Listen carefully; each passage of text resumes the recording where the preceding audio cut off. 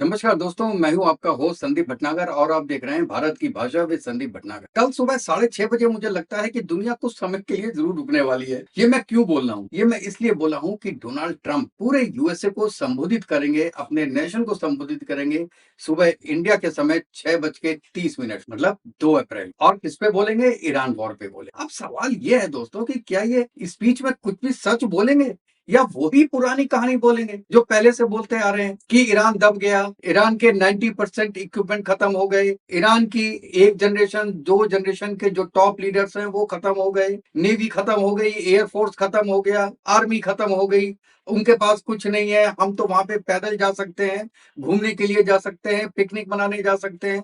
अरे अगर पिकनिक मनाने जा सकते थे तो गए क्यों नहीं अभी तक? पीस टॉक्स क्यों कर रहे हो दुनिया में? तो कल यही देखना है कि ट्रंप बोलना क्या चाहते हैं। और अब मैं आपको बताता हूं कि हम क्या सोचते हैं, मैं क्या सोचता हूं कि क्यों ऐसा होने वाला है। पहले थोड़ा सा बैकग्राउंड ले लेते हैं। देखिए, मैं ये सोचता हूं कि पिछले 5 हफ्तों से जो भी चल रहा है ये सिर्फ एक वॉर नहीं है, ये एक पावर गेम है। और शायद ये अमेरिका की एक स्ट्रेटेजी है पूरी दुनिया को अपनी मुट्ठी में करने की। कर लो दुनिया मुट्ठी में। उसको लगता है कि उसके जो एलाइज हैं, जो दोस्त हैं, वो उनसे छिटक रहे हैं because of the tariffs and all that. उनको एक साथ लाने के लिए, उनके मन में अपना डर बैठाने के लिए ये कोई एक नई स्ट्रेटजी हो सकती है। अब यहाँ ध्यान दीजिए, व्हाइट हाउस की जो स्पोक्स पर्सन है कैरोलिन लेविट, उन्होंने ये कहा कि this will be a very very important update, very very important update. ये इंपॉर्टेंट अपडेट होने वाला है या कोई कंट्रोल्ड नैरेटिव होने वाला है? क्योंकि उसी ओवल ऑफिस में ट्रंप ने कुछ दिन पहले कहा था कि we could have done it in 2 to 3 weeks, 2 से 3 हफ्तों में हम सब खत्म कर देंगे। तो क्या वॉर जीत ली? महीना भर से ऊपर हो गया, या आप अभी भी कुछ छिपा रहे हैं? देखिए, ट्रंप ने भी पहले कहा था कि a deal with Tehran is irrelevant. Irrelevant भैया, हर वॉर किसी न किसी डील पे ही खत्म होती है। और यहाँ पे आप कह रहे हो कि डील इररेलेवेंट है। यहाँ कहानी बदलती है दोस्त। अगर यहाँ पे डील जरूरी नहीं है ईरान के साथ, तो आपका गोल क्या था? पूरी पूरी वॉर का रिजीम चेंज था, न्यूक्लियर साइट्स डिस्ट्रॉय करना था, या जैसा मैं बोल रहा हूँ कि एक मैसेज देना था पूरे वर्ल्ड को। आप एक रिपोर्ट्स के अनुसार आप सोचिए कि ईरान के कई न्यूक्लियर फैसिलिटीज को हैवी डैमेज किया हुआ है, लेकिन इंटरनेशनल एटॉमिक एनर्जी एजेंसी ने कहा है कि damage is significant but it is not total. मतलब ईरान अभी पूरा खत्म नहीं हुआ है। तो क्या यही एक रीजन है कि अमेरिका इससे निकलना चाहता है? और दूसरी बात आती है, जो ट्विस्ट आता है बाद में, वो आता है स्टेट ऑफ हार्मोस पे। आपको पता है कि ग्लोबल सप्लाई का 20% यहीं से गुजरता है ऑयल। अब ट्रंप क्या बोल रहा है भाई साहब? अगर सब कुछ उनका खत्म हो गया ईरान का, वो बोलता है we are not going to be responsible for it any more. Not responsible any more तो कौन करेगा? इसके बारे में भी उसने, ट्रंप ने बोला, country should go and get their own oil. भाई साहब, लड़ाई क्या आपने हिंदुस्तान के कहने पे शुरू की थी, पाकिस्तान के कहने पे शुरू की थी, या नेटो एलाई से कहने पे शुरू की थी, या यूरोप के कहने से शुरू की थी, या चाइना के कहने से शुरू की थी, या रशिया के कहने से शुरू की थी? आपने इसराइल के कहने पे शुरू की थी। मैं तो कहता हूँ इसराइल के कहने पे भी नहीं शुरू की थी, आपने अपने आप की थी। इसराइल तो यहाँ पे एक बहाना था। और जब आपने रायता पूरा फैला दिया, उसके बाद कहते हैं country should go to go and get their own oil, या वार्निंग दे रहे हैं। आप ये बात जानते हैं बेसिकली। अब मैं लाइन पे आ रहा हूँ, आप समझिए। चाइना, इंडिया और यूरोप पूरे पूरे इस जो रूट है उस पर डिपेंडेंट है। समझ रहे हैं आप?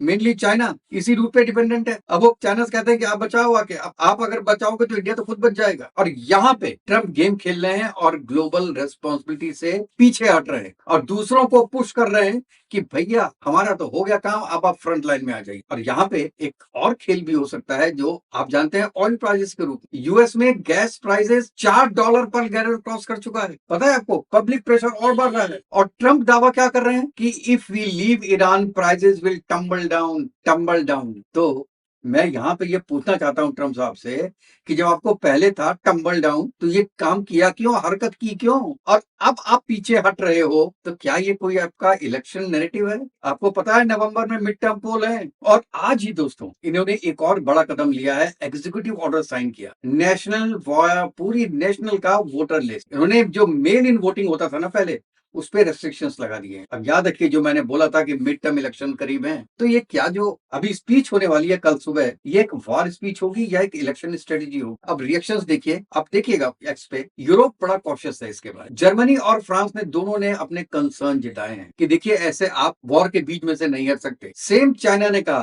कि unilateral withdrawal could destabilize the region. Russia ने क्या बोला कि ये एक स्ट्रेटेजिक कंफ्यूजन हो रहा है मिडिल ईस्ट में। और आपको पता है सऊदी अरेबिया तो साइलेंट है, यूएई एक तरीके से वॉच मोड में है। और ईरान ईरान के फॉरेन मिनिस्टर ने बोला है we have not surrendered and we will not surrender and the resistance what we are doing will be continue. तो क्या कल की भाषण में ये कहेंगे कि वॉर खत्म हो रही है, या इसका कोई नया फेज शुरू हो रहा है, और या ये वॉर एक न्यूक्लियर वॉर की तरफ जा रही है? मेरा ये भी थोड़ा सा अनुमान है कि अमेरिका ईरानी पब्लिक से कह सकता है कि आप ये जहां 3 जगह जहां पे उनके न्यूक्लियर प्लांट्स हैं वो जगह छोड़ के चले जाइए, वहां से 50-50 किलोमीटर दूर चले जाइए, क्योंकि वहां पे हम अटैक करने वाले हैं और वहां पे रिसाव हो सकता है, रेडिएशन हो सकते हैं, आपकी जान खतरे में जा सकती है। इसलिए भाई साहब वो जगह छोड़ के जाइए। और वो 2 दिन 3 दिन की मोहलत देगा और उसके बाद अटैक करेगा।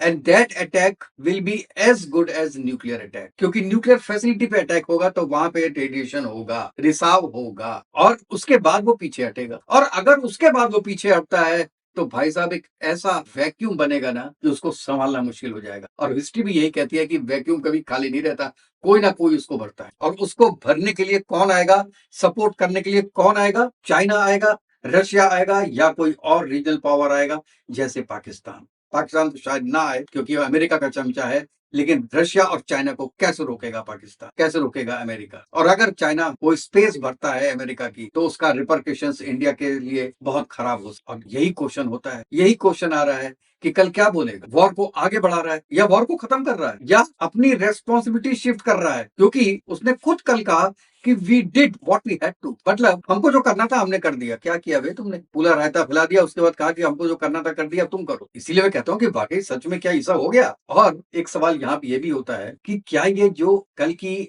स्पीच होगी, क्या इसमें कोई वो पीस की बात करेगा या कोई नई इनस्टेबिलिटी की शुरुआत करेगा? क्योंकि जो अभी तक हमको पता चल रहा है वो पूरी कहानी नहीं है, क्योंकि ईरान की तरफ से भी बहुत ज्यादा ओपनली बात नहीं आ रही है, और अमेरिका में भी छन छन के बात आ रही है, इसराइल से भी बहुत छन छन के बात आ रही है। तो एग्जैक्ट सिचुएशन जो आज की डेट में है वो हमको नहीं पता है। हमको वही पता है जो हमारे न्यूज चैनल्स दिखा रहे हैं। न्यूज चैनल्स के पास कितनी, इससे कहते हैं कि वैलिड इंफॉर्मेशन, सर्टिफाइड इंफॉर्मेशन आ रही है, ये भी देखना पड़ेगा। और यहाँ पे मैं ये भी कहना चाह रहा हूँ ट्रंप को भी, ट्रंप एक नैरेटिव सेट कर, बैटल फील्ड में तो यूएस के सैनिक लड़ रहे हैं और कहते हैं कि 2000 ट्रूप्स उन्होंने ऑलरेडी ऑन ग्राउंड है और 50,000 और आने वाली है। तो एक चीज आउट ऑफ टॉपिक मैं बताना चाह रहा हूँ, ईरान की फौज कितनी है? 10 लाख, 10 लाख। और अमेरिका अभी 2000 सोल्जर भेजे हैं और कहता है टोटल 50,000 भेजेंगे। तो 50,000 सोल्जर क्या 10 लाख सोल्जर से लड़ाई कर सकते हैं? क्योंकि ये लड़ाई फुट ऑन ग्राउंड हो, बूट्स ऑन ग्राउंड हो। इसलिए ये भी देखना है कि जो कल की स्पीच होगी उसमें क्या नैरेटिव होगा, किस डायरेक्शन में ये वॉर जाएगी, और तब बिटवीन द लाइन्स आपको पता चलेगा ये वॉर जीत कौन रहा है। अभी तो समझ में नहीं आ रहा है, तो कहते हैं कि जो टीम हारती है, जो पार्टी हारती है, वो पीस के लिए आगे बढ़ती है। तो आगे कौन बढ़ रहा है? पाकिस्तान के पास कौन 15 पॉइंट्स लेके जा रहा है? कौन पाकिस्तान से बोला है कि चाइना में जाओ और चाइना से बात करो कि ये पीस करवाए या वॉर रुकवाए? कौन कह रहा है? कौन अपने पार्टनर्स को बोल रहा हो कि आओ हमारे साथ लड़ो? स्ट्रेट ऑफ हॉर्मुज का खुलवाना हमारा काम अकेले का नहीं है, आप अपनी तेल की रक्षा खुद करो। कौन कह रहा है? 10 दिन पहले ट्रंप कह रहे हैं कि हमको किसी की जरूरत नहीं है, वी आर अलोन, हम अकेले ही काफी हैं। लेकिन अब वो दुनिया को बुला रहा है। क्यों? क्योंकि पूरी सिचुएशन से ऐसा लग रहा है कि यार कहीं अमेरिका लूज तो नहीं कर रहा। लेकिन दोस्तों ये हो नहीं सकता। America is super power, super super duper power. Iran के पास तो अब कुछ भी नहीं है, ना उनकी एयरफोर्स है, ना उनके पास नेवी है, ना उनके पास आर्मी इतनी बाकी बची। वो लड़ तो नहीं सकता, जीत तो नहीं सकता अमेरिका से। तो ऐसी क्या बात है ईरान की कि अमेरिका खौफ खा रहा है? और या अमेरिका को ये लग रहा है कि भैया ये चाइना पीछे बैठ के सपोर्ट कर रहा है, रशिया पीछे बैठ के सपोर्ट कर रहा है, टर्की पीछे बैठ के सपोर्ट कर रहा है ईरान, या जो जो कंट्रीज एक तरीके से एंटी इजराइल हैं वो सपोर्ट कर रहे हैं इनडायरेक्ट वे में। आपको क्या पता, जैसे हौतीस वो ओपनली आ गए हैं सपोर्ट। यमन ने आज बोला है कि वो साथ दे रहा है हिजबुल्लाह का अगेंस्ट वॉर विद इजराइल। इतने लोग अगर एक साथ आ जाएं, जीतेगा तो फिर भी अमेरिका, लेकिन ऐसी जीत का क्या फायदा कि दो लोगों की लड़ाई लड़ाई हो, एक तो मर जाए, जो मर गया वो तो फिर मरे, खत्म ही हो गया ना, लेकिन दूसरे के हाथ और टांग दोनों टूट जाए और कहे कि मैं जीत गया, तो क्या अमेरिका की जीत कुछ ऐसी होने वाली है कि अमेरिका अपना कंट्रोल खो देगा पूरी दुनिया पे, जिसके लिए उसने वॉर की थी? उसने अपने लिए वॉर थोड़ी ना की। वो तो कहता है कि वो न्यूक्लियर एसिड बना रहा है जो कि पूरी दुनिया के लिए हानिकारक, वो तो दुनिया के लिए लड़ाई कर रहा था, लेकिन अब दुनिया ही साथ में नहीं है तो उसको क्या मिला? अब ये सोचिए, आप सोचिए दोस्तों कि आज की कहानी है किसके हाथ, कौन लड़ रहा है और इसका रिजल्ट क्या होने वाला है। और जो ट्रंप बार बार बोलते हैं कि ईरान मेरे पैरों पे गिर गया, ईरान के नेता बात करने की कोशिश कर रहे हैं, हमसे कह रहे हैं कि डील कर लो प्लीज, लेकिन ओपनली ये बात नहीं जता रहे, हमसे डायरेक्ट वे में कहते हैं कि आप डील कर लीजिए। हाँ, बोल रहे होंगे, लॉजिक भी यही है, क्योंकि ईरान आपसे डायरेक्ट लड़ नहीं सकता, लेकिन ईरान ने पूरी दुनिया को बता दिया, अमेरिका की असली जो असलियत है वो बताई है कि देखिए, आप किसी को, चाहे वो आपका दोस्त ही क्यों ना हो, आप उसको इतना बड़ा मत होने दीजिए कि आप उसके सामने बहुत छोटे दिखाई दें। और कल को ये बट नेचुरल है कि जिसके पास बहुत ज्यादा बल आ जाता है, ताकत आ जाती है, वो ताकत उसके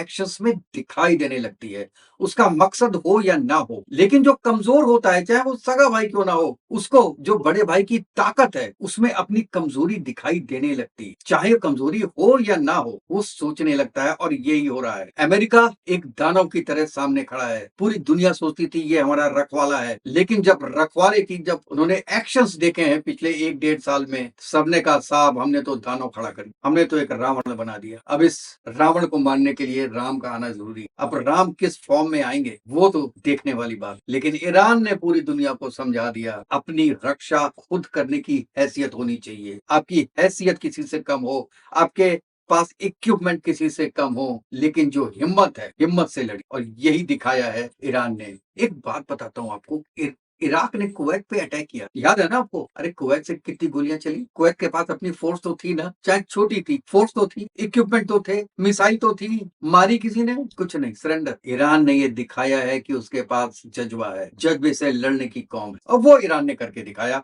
और पूरी दुनिया के सामने दिखाया कि प्रेसिडेंट को आना पड़ा टीवी पे बोलने के लिए कि उनका नेक्स्ट प्लान क्या है। जो सोच रहे थे कि वेनेजुएला की तरह एक दिन में वहां के प्रेसिडेंट को उठा के, खमनई को उठा के, खमनई को मार के सब कुछ खत्म हो जाएगा, सरेंडर कर देगा ईरान, ईरान ने दिखा दिया कि नहीं साहब। अब ये मत सोच लीजिएगा इस वीडियो से कि मैं बहुत ज्यादा ट्रंप के अगेंस्ट हूं और खमनई का सपोर्टर हूं, नहीं। खमनई ने जो भी किया पूरी दुनिया में, उसने भी आतंक बैठा के रखा था, उसका खात्मा भी, या एक इंडिविजुअल की बात नहीं कर रहे हैं, एक ऐसे रिजीम का खात्मा भी जरूरी था जो कि हौतीस को सपोर्ट करता हो, हिजबुल्लाह को सपोर्ट करता हो, हमास को सपोर्ट करता हो, कुछ ऐसी कंट्रीज को सपोर्ट करता हो जो आतंकवाद में लिप्त थी। तो वो केवल अमेरिका के लिए नहीं, पूरी दुनिया के लिए हानिकारक कंट्री बन गई थी ईरान। तो जो ट्रंप ने किया, वो ट्रंप ये अपनी लड़ाई नहीं, दुनिया की लड़ाई लड़ रहे थे, ये बात तो बिल्कुल सही है। लेकिन कोई भी वॉर लड़ने के पहले आपको अपने साथियों को अपने साथ मिलाना चाहिए था, एक लॉजिक बनाना चाहिए था, यूएन की तरफ, यूएन के थ्रू पास कराना चाहिए था, और आपने जो एक अटैक कर दिया उसको लीगलाइज करना चाहिए था, तब ये चीज लॉजिकल थी, दुनिया समझती। आज दुनिया समझ नहीं रही है, आज ये कह रही है कि आप सुबह उठे, आपका मन हुआ कि यार ईरान पे अटैक कर दो, तो हमने कर, खमनाई हमको गाली देता है तो इसलिए हमने उसको मार, वो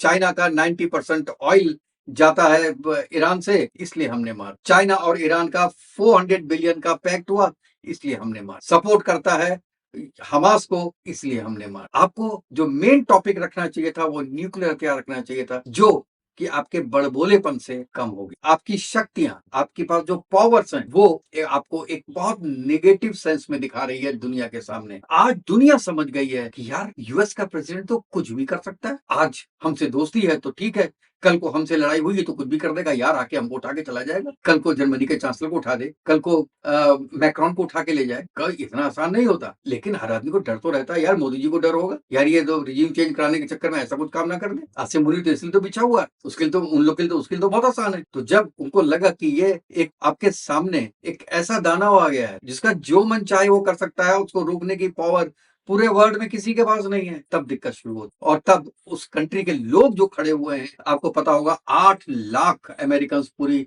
अमेरिका में उन्होंने नारे लगाए हैं कि this is not the era of a king, we want king to be out, मतलब हम राजा नहीं चाहते साहब, ये डेमोक्रेसी है। तो मैं अमेरिकन को जो निकले हैं, सड़कों पे निकले हैं, उनको सैल्यूट करना चाहता हूँ कि उन्होंने पूरे अमेरिका की जो पूरे वर्ल्ड में इज्जत है उसको बरकरार रखने में थोड़ा सा सहयोग जरूर दिया है कि भाई ऐसे आप किसी को खुले सांड की तरह मार्केट में नहीं फेंक सकते, कोई तो रुकावट होनी चाहिए, कोई तो लगाम होना चाहिए, और ये लगाम पब्लिक के अलावा कौन दे सकता है। दोस्तों, आपका इसके बारे में क्या राय है? अपनी राय हमको जरूर दीजिएगा कि आप पूरा इसके बारे में क्या सोचते हैं कि क्या क्या बोले ट्रम्प, क्या बोलने वाले, वॉर खत्म करने के बारे में बोल रहे हैं, वॉर बढ़ाने के बारे में बोल रहे हैं, या अपनी नई स्ट्रेटेजी बनाने के बारे में बोल रहे हैं, या अपने जो एलाइज हैं उनको अपने साथ मिलाने के लिए बोल रहे हैं, या न्यूक्लियर अटैक के लिए बोल रहे हैं, या विड्रॉ करके भागने के लिए बोल रहे हैं, या कौन सी नई स्ट्रेटेजी लगा रहे हैं? अपनी राय में जरूर दीजिएगा दोस्तों। तो फिर कल नेक्स्ट वीडियो में मिलते हैं, तब तक के लिए जय हिंद, जय भारत, वंदे मातरम। खुश रहिएगा, स्वस्थ रहिएगा।